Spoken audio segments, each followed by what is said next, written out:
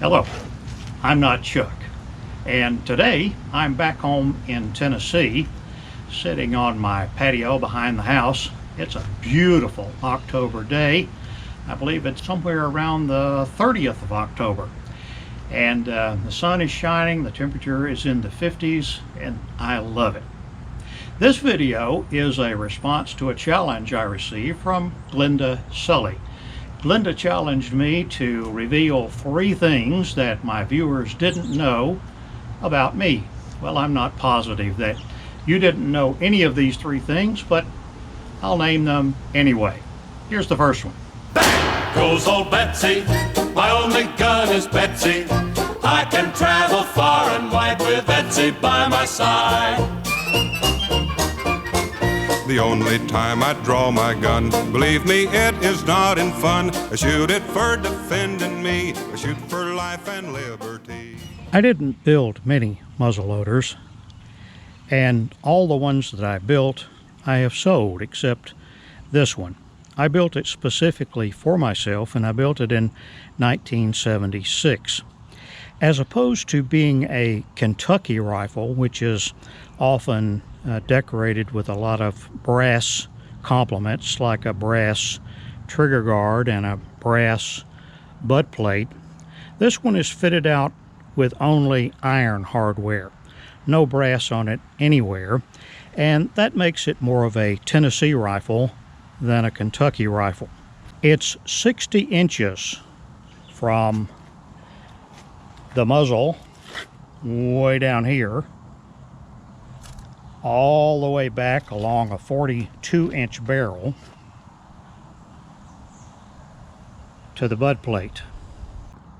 The lock, that's this mechanism, is a flint lock. It has a flint in the jaws right there, and when it's shot, the flint scrapes down the front of the frizzen, throws a spark into the pan, which ignites some powder, which sets off the charge that's inside the barrel. The ramrod, which is used to load the gun, is made of hickory, but the stock of the gun is made of curly maple. This happens to be hard maple. It was grown in the state of Ohio.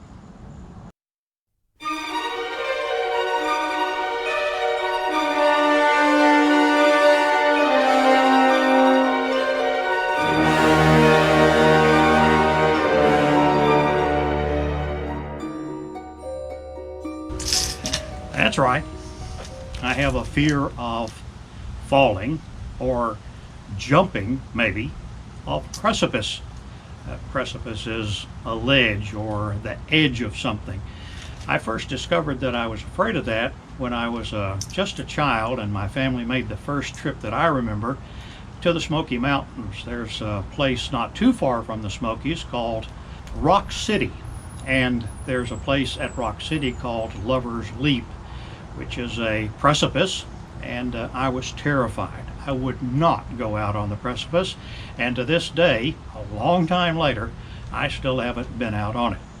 I also made a trip once to Stone Mountain, Georgia. I don't know if you've ever been there or not, but it's this big round rock, and I mean a big high rock, and you take a tramway up to the top of the rock, which I did, and it didn't bother me much on the tramway, but when I got out and looked down on all sides and saw nothing but that rock tapering off to the edge, I could just imagine myself losing my footing and rolling to the very bottom.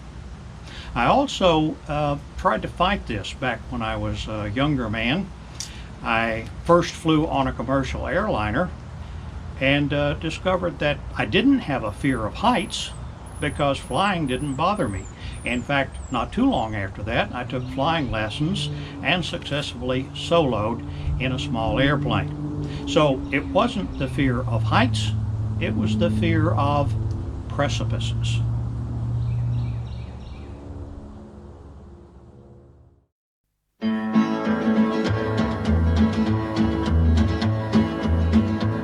Well, that's all right, Mama. That's all right for you. That's all right, Mama. Just any way you do it, that's all right. That's all right. The third thing you might not know about me is that I once met someone, a young man, who was a singer and turned out to be perhaps the most famous singer of all time. He's certainly my favorite among famous singers, and his name, of course, is Elvis Presley. My father was a traveling salesman, and he often traveled to Memphis, Tennessee, and he usually stayed at Hotel Chiska, which is no longer there, but it was a nice hotel at the time. You can look it up on the internet and see how nice it was. And at one point, a radio station called WHBQ built their studios on the mezzanine level of Hotel Chiska. And that radio station hired a disc jockey whose name was, speaking of small airplanes, there's one flying behind me. I'm sure you can hear it.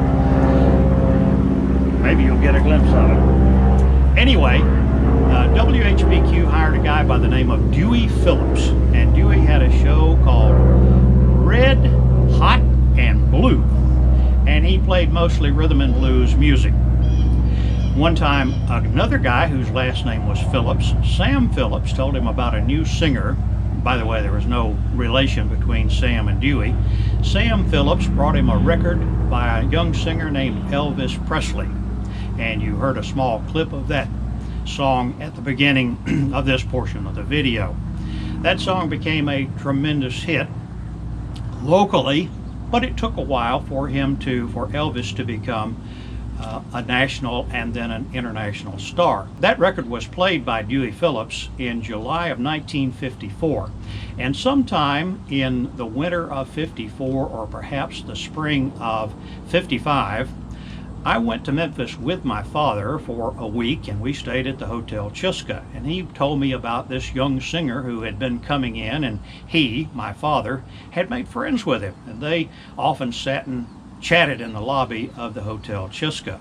Well, it was Elvis, and my father was so taken with him that he made me, and I say made me because I wasn't too fond of the idea, he had me sit up with him in the lobby of the hotel one night and wait for Elvis to come in.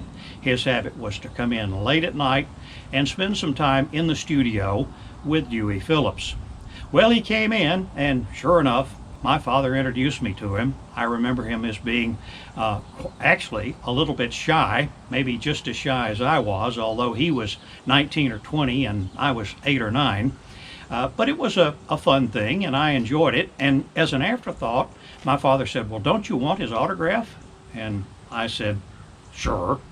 And we didn't have any paper, so my father produced 2 $1 bills, and Elvis autographed both those dollar bills. Well, I wish I could reach in my pocket and show you one, but the truth is, like a lot of little boys, I spent the $2 the very next week. And that's the end of this challenge video. I'm not going to tag any of you specifically with making your own 3 things people don't know about me video, but I certainly would encourage you to do so. We'd all be interested to hear some of your secrets and know about the skeletons that are in your closet. That's it. And don't forget, I'm not Chuck.